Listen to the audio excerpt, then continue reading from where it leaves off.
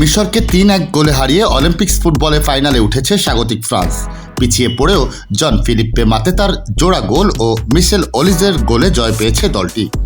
সোনা জয়ের লড়াইয়ে ফাইনালে তারা খেলবে স্পেনের বিপক্ষে। ২৫০টিরও বেশি ডিজাইন অপশন নিয়ে ওয়ালটন স্মার্ট ফ্রিজ, বোঝে আপনার প্রয়োজন।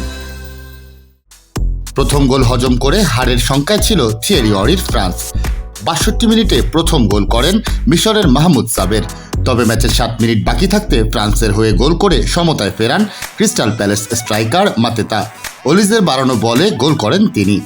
ম্যাচ যায় অতিরিক্ত সময়ে। এরপর ৯৯ মিনিটে ফ্রান্সের হয়ে দ্বিতীয় গোল করেন মাতেতা। টুর্নামেন্টে ২৭ বছর বয়সী এই স্ট্রাইকারের গোল এখন ৪টি।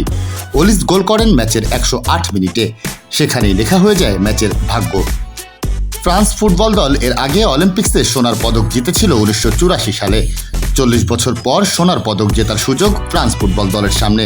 স্পেনও অলিম্পিকে সর্বশেষ সোনার পদক জেতে ৩২ বছর আগে ১৯৯২ সালে।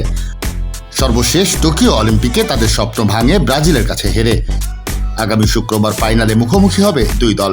মিশর ও মরক্কো খেলবে আগামী বৃহস্পতিবার।